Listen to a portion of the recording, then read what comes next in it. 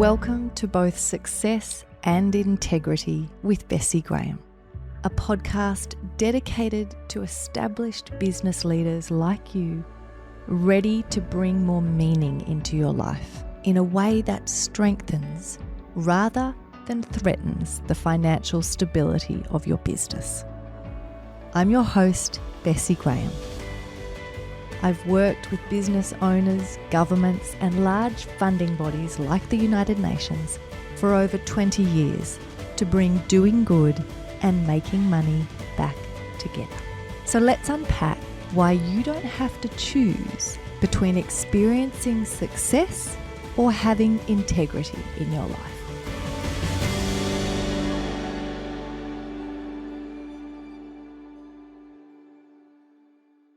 Today, I want to start to explore the idea of success with you. And for some people, that might seem like a bit of a strange word to be focused on. If that feels uncomfortable for you, then my guess is it's probably because, like many concepts and words, it is an idea that has been taken over with some very narrow ideas of what that actually means, what it looks like, what it involves.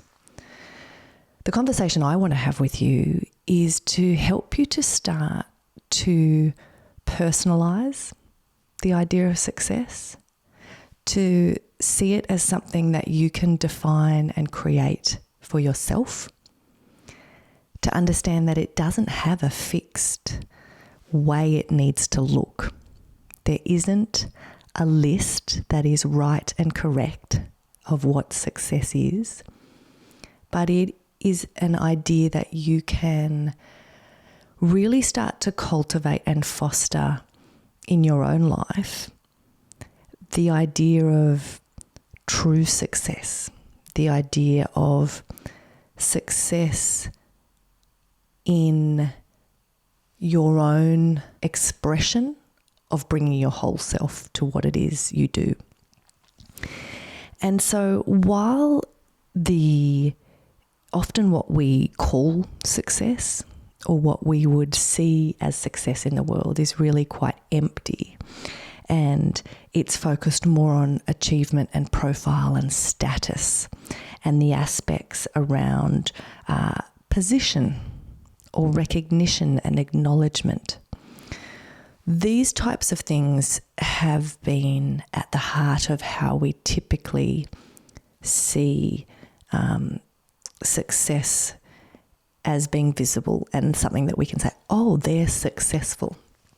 So it's connected to things that in and of themselves aren't necessarily satisfying, fulfilling, or giving people that sense of meaning and purpose in their life. And one of the aspects, the heart of why I want to have this conversation with you today, is that I think a misguided sense of what success is at the heart of why a lot of established business leaders like you can find themselves at some point in their career, or for some of us at multiple points in our career, can find ourselves feeling that sense of disillusionment, being really confused by why we do not feel the way we think we should feel, given all the boxes we have ticked. Now, I don't know whether you're currently in that place of feeling a bit of the disillusionment, asking some of those questions around, is this it? The business is doing well. I'm in a good place. Externally, if people looked in at my life, they would think I had it all. And yet it feels like something's missing, or like this isn't quite it.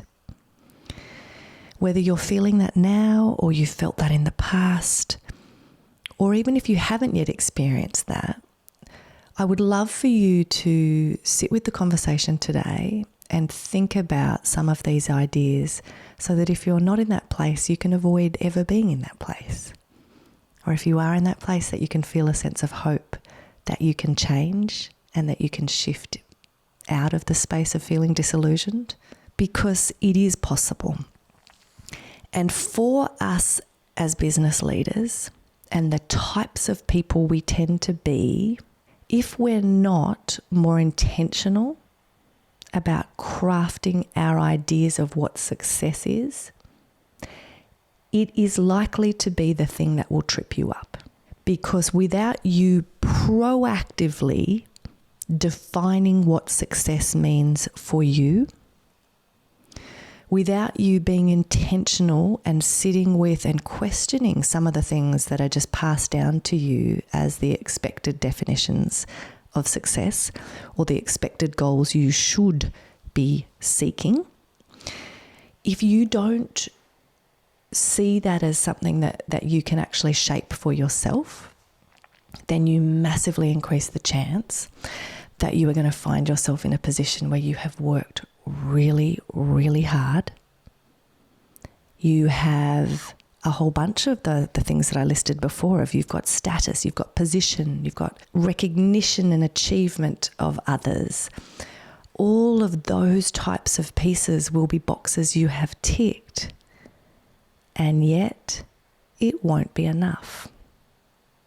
Not because you're greedy and selfish, not because you don't know how to be content, but because those things that you had unconsciously taken on and that there were beliefs around that you thought, when I get these things, I will feel satisfied. I will feel content and happy. Those things were not actually the pieces that truly drive or incentivize you as an individual. And so that's why I think this is an important conversation. Not because I think that everyone needs to be glamorous and up on a pedestal. I want success to look for you the way you want it to look. Your idea of living an ideal life that's fulfilling and meaningful for you is going to look different to my idea of that. And I don't need to want to live your life, just like you don't need to want to live mine. Part of what can happen for each of us as leaders when we open up our thinking, when we are more expansive in what we become aware of as possibilities, not only can we be more innovative, come up with better ideas in terms of conceptualizing aspects for our business that have amazing opportunities, but just as a human, it actually makes life so much richer and so much more meaningful. So when you think about the idea of success, there's going to be some different ideas and words that will be probably closely bound up with that idea of success. In amongst the pieces you're going to need to come up with when you think about success, there will be goals. You will have certain things that you want to achieve. And if you are like me and many other business leaders, you will be someone who actually loves and needs to have goals. I love to always be clear on, okay, what am I trying to achieve here? What's next? What am I going after? Otherwise, I tend to spin my wheels. So if you're like me, then part of what you're going to need to come up with are some goals and are some ideas of what is it that you would like to achieve. So achievement in and of itself is not bad. The piece I want to encourage you on is that the things that you are seeking to achieve or the goals you are setting are meaningful for you. And they're things that actually bring satisfaction and purpose for you as an individual, not for someone else.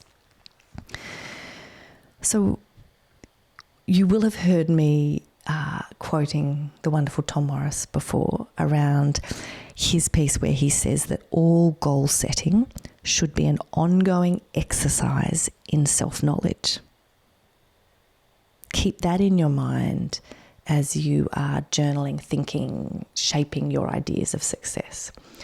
What is the aspect of the goals you're setting that are an ongoing exercise in self-knowledge? Some good questions to ask yourself are those pieces of take it to its logical end.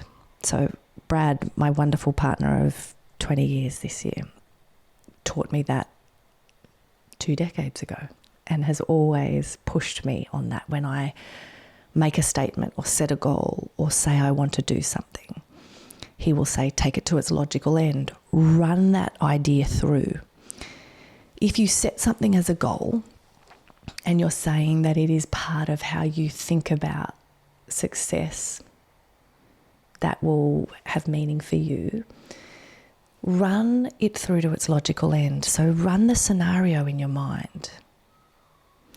Think through in detail, what would that look like for you if that actually came about? If you achieved that goal that you've just set, think about what would be different in your life. What would be different in your business? How would you be spending your time? Think about it in very specific and detailed ways, not just as this hypothetical thing that you don't drill down to the practicalities of what does that look like. And the reason I'm encouraging you to do that is that when you do the scenario piece, when you run it forward, when you take it to its logical end, and actually then ask some of those deeper questions of what would this mean, what would it look like, it gives you a chance to almost do the practice run in your mind. And rather than spend the next 10 years charging after that, only then to realise what it actually looks like in your life, how that feels, and then realise you didn't actually want that, it gives you a chance for the practice run to happen in the blink of an eye, rapidly in your mind. Cheapest, easiest, most pain-free way to do a little prototype there is in your mind. I have found on many occasions when I have done that exercise, 2 things can happen, both of which are a positive outcome in my mind. One is when you run it through to its logical end, when you drill into what that would actually look like in your day-to-day life, if that had occurred, you'd achieved that thing, the goal was ticked off. You might then realise, actually, the size of team I would have for that to be the case, not only does it not appeal to me, that feels really stressful and like a pressure I don't want. Or the amount of travel I would need to do for that goal to have been achieved actually makes me feel really sad because I don't want to be away from home that much. Or, there's a whole bunch of things that could play out where you start to realise when you bring it to life that it doesn't exist in isolation. Nothing does, right? There are flow-on effects. Everything's connected. And when you paint the picture with some more vivid detail, you can rapidly question and tweak what you think that goal or what your idea of success is. So that's one way that if you play it out, you might realise it's not actually as romantic and lovely as you thought. And so you've got 2 options there.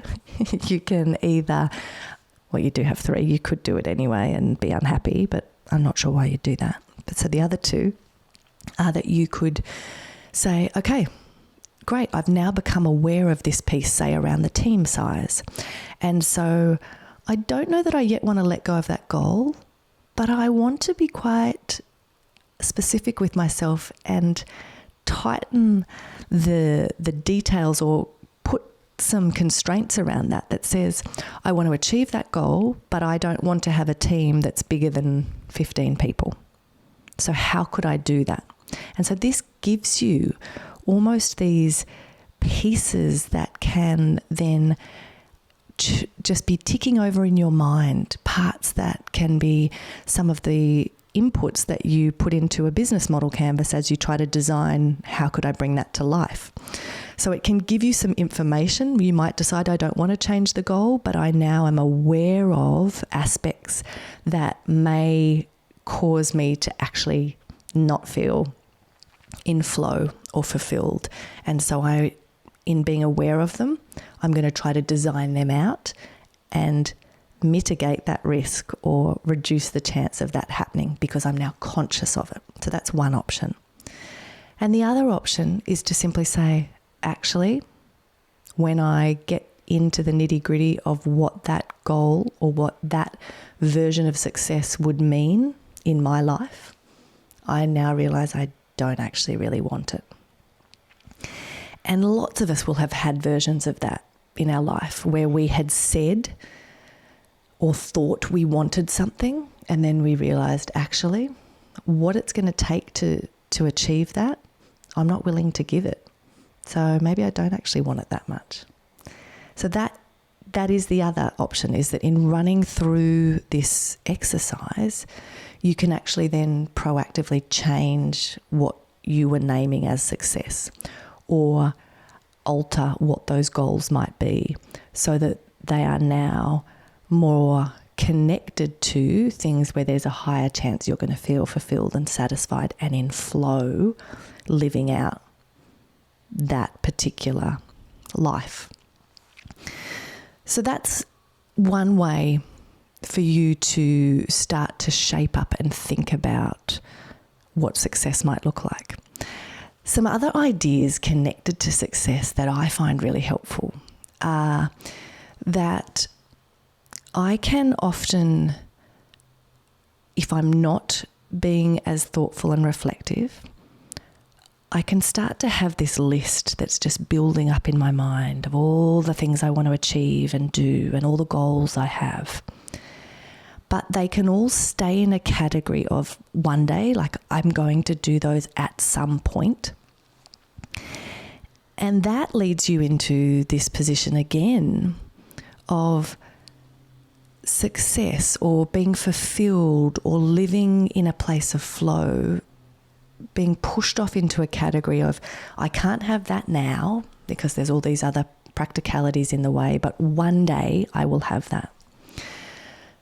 I would encourage you to use the time that you have after listening to this or watching this to think about if you actually don't let that list just be random and in 50 different places, in notes on your phone and bits in your journal and ideas in your mind. Sit down and capture all those things and list them out, whether they're goals, whether they're ideas of success, whether they're things you want to do or experience at some point in your life. And actually sit with that list. Because so often, when you slow down for a minute and become more conscious of those things on your list of what does success look like, you actually realize that there's no reason why you can't already have heaps of those things in your life right now. We tend to just assume that something's not possible or assume that we're too busy. And yet all of us know, and if any of you are fans of the Pareto principle, the 80-20 rule, like I am, you will know that if you were actually honest with yourself, there's a small percentage, that 20% of the things that you're doing that are achieving 80% of your results. You are wasting a lot of time and energy and effort and thinking on things that you don't actually really even want or need. And so the exercise of starting to take more ownership of what success means for you can also help you come back into that place of starting to look at where you are spending your time, talent, treasure, whatever words you want to use. But where is all of that energy going? And when you have a more conscious idea of what you want for your life what success means for you, you actually then suddenly realize and become more conscious of all the things you're doing that are not in any way contributing to that, and in fact might be taking away from it. And that piece, that exercise in and of itself, that will make you a more strategic leader. Because one of the most beautiful definitions of strategy is that strategy is saying no to good things. There are a whole bunch of things you could be doing, many of which are actually really good. It's not that they're bad options. But unless you have a way to filter, unless you have a way to assess if something is actually aligned with and moving you towards what you want and what your idea of success is, then you don't have a way to choose what to say yes to and what to say no to. And I see this all the time. I did a podcast on this a little while ago where I was questioning some of the comments that get thrown around particularly in the entrepreneurial space online, around telling people that how you do anything is how you do everything, how you do one thing is how you do everything, or those types of statements that are very black and white. They're very much on one end of a spectrum. And I will forever be encouraging you to shift out of that type of thinking. Because when you have that approach, or when you say everything is equal, then what it means is you actually, it's a cop-out from a leadership perspective, right? Because one of your jobs is to be discerning and is to make judgment calls. You have to, and you are in any given day, making decisions where you say, actually, within the constraints of how many hours are in this day and what I can get done, I'm prioritizing this piece over this piece. So if we're honest about that we're already doing that, wouldn't you rather be making those decisions and filtering based on a more conscious and intentional idea of what success is and what you actually want, rather than just being reactionary all the time and letting other people set your priorities for you and letting busyness rob you of the ability to actually live the life you want to lead? In that, I'm not suggesting that it's all easy. In that, there are going to be aspects that are uncomfortable. There are going to be aspects that require you to get more comfortable with being uncomfortable. You're going to have to learn to be more patient and rest into things in a way that you may not have been used to doing before. But I would encourage you to be brave and to just try. Because I can guarantee you from my own life and from watching in other people's lives that I know and love and with people that I've worked with, that if you can get to that place of clarity, then you massively increase the chance of you being able to be in flow and feel fulfilled.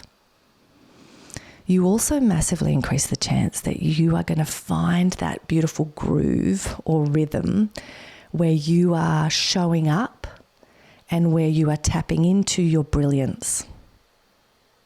I find the busier I am, the more, when you're in that reactionary space and everything's urgent and busy and there is no ability, well, that's not true, you've always got the ability, but you don't feel you're able to just pause on something or wait, where you don't feel able to say, actually, I'm not the best person to do that. Let's just pause, wait, and figure out who is. And for now, I'm going to put my effort here. Those pieces of being able to bring your brilliance and being able to be in flow more of the time, that is worth a little bit of risk and discomfort for you to start to get used to operating in a different way. And again, the other piece that happens is when you do this well, when you start to get clear and intentional about naming what it is you want, who you are, what your unique brilliance is, what success means for you, then the other thing that happens is as you live and breathe that, and as that becomes more part of your practice, you are able to actually be far more decisive, make big decisions quickly, but they will now be aligned. That bit's important because so often we're asking these questions around alignment. We are asking questions around aspects of self-knowledge and these different issues. And yet you can't actually be aligned or have the flow aspects happening in your life unless you have clarity and self-knowledge. And so I think sometimes we get those things muddled up and we are looking for and using terms like we want to be acting with integrity or we want to be aligned with our values. And yet we haven't yet done the work to name clearly what those things even are, what our values are, what success is. So through this conversation, I hope that you start to think about what success means for you in a more personal way, to become more conscious of it, and just own that. Do some of the thought exercises that we've gone through today in terms of mapping it out, thinking through the scenario just to check whether that is actually what you want. Use the aspect of putting things down on paper and being more explicit about it rather than just letting them float around, and then figure out how many of those things could you actually already be doing now if you stopped wasting time on other things. That 80-20 piece is important because so often we have projected onto other people that we don't want to be doing this thing, but it takes up a lot of our time, but we have to. Other people expect it of us. Very rarely are other people actually thinking about you as much as you think they are, or projecting onto you in the ways you think they are. We create these narratives and pressure for ourselves. And quite often, if you stop doing those things, people won't even notice because you're slogging your guts out doing these things thinking it's for someone else, and they're often oblivious. So that piece can actually be a really powerful way to free up your time and energy and then push it towards the things you really care about. The last piece I want to leave you with is that one of the things that has been constant for me in my life is that I'm a bit of a dreamer, a big picture thinker, and quite ambitious in the goals I set, the things I conceptualize. I love charging after big things. I love it if someone says something can't be done, because then I want to prove it can be done. That's kind of how I'm wired. And if you looked at my psych profile, fantasy levels are up there. But I also have other, strengths and things that back that up and make things happen. But there was a quote that I heard recently from Mel Robbins where she was talking about dreams, and it really resonated with me in terms of how I think about success. So she was talking about the fact, she was asked, is a dream ever delusional? And she said, dreams are not meant to be achieved. Dreams are a directional signal. They are out there in a different chapter of your life, calling you from this moment toward that direction. That quote, I think, is really helpful when we also think about success or setting goals. And the piece that connects with how I've always thought about my goals and my ideas of success is that phrase she used, directional signal. It's a directional signal. You don't necessarily have to achieve it.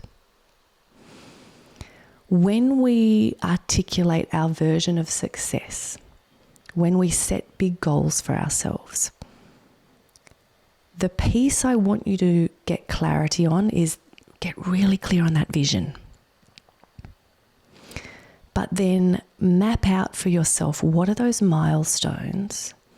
What are those points where if I get to that place, if I experience this or I achieve this, they are signals that my language would be trending in the direction of my idea of success or my goal or my vision, trending in the direction of it. That's the level of detail that we need to be at. We need to sense check. Am I on track here? Am I trending in the direction? That idea, or Mel Robbins' idea around the directional signal, they're the pieces I want you to start to be conscious of when you have been clearer on what your idea of success is. Because I think you can live a life in flow and you can feel more fulfilled in your work and in your life if you start to see these ideas of success, your goals, your vision, as that directional signal that you're checking in to make sure you're trending in the direction of it, but you're not setting it as until I achieve that, I won't be fulfilled or satisfied. I want you to use your clarity and be intentional to name what success is for you. And then I want you to enjoy the ride. Check in for the directional signal. Check in to see you're trending in the direction. But don't set that idea of success as it is not until you get there that life has meaning and purpose. Enjoy the ride. But don't fall into the trap of unconsciously just taking on board everyone else's ideas of success. Don't just fall into the trap of setting your next goal based on what those around you are telling you that goal should be. What is that goal for you? What is your vision? What does success mean for you?